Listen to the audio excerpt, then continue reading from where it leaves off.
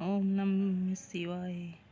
एक दिन की बात है कि जब कैलाश पर्वत से शिव जी महाराज धरती की ओर चल पड़े, तब माता पार्वती ने कहा कि शिव जी महाराज, शिव जी आपके साथ मैं भी धरती पर जाऊंगी। तब शिव जी ने कहा कि नहीं, मैं ही जाकर। तो उन्होंने शिव जी के मना करने के बाद ही पार्वती उस शिव जी महाराज के साथ ही चल पड़ी। दोनों चल पड़े।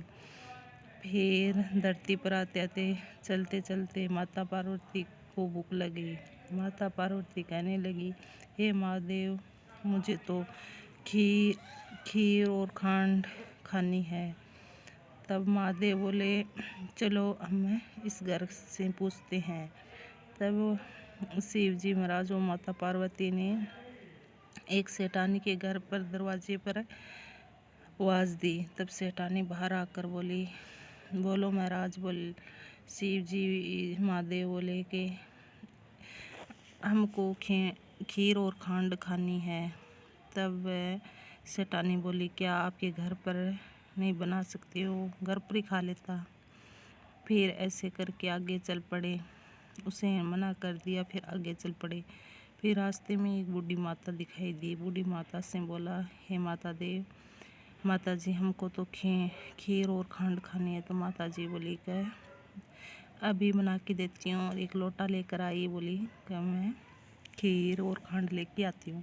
तब महादेव बोले, नहीं माता जी, आपके घर के अंदर देखो। तब वह माता घर के अंदर आके देखा तो उसमें खीर, चूल्हे के ऊपर खीर बन रही थी, तैयार हो रही थी। तब वह बूढ़ी माता ने आश्चर्य कर फिर महादेव और माता पार्वती जी को खीर और खांड खिलाई। फिर थोड़ी बच गई। फिर माता ने अड़ोस पड़ोस को सबको बांटने लगी।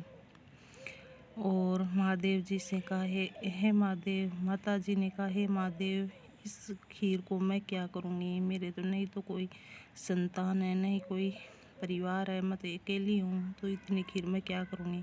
महादेव बोले कि माता जी, एक बार आप आँख बंद करो। माता ने आँख बंद किया। फिर बोला, महादेव जी बोले कि एक बार आँख खोल कर देखो।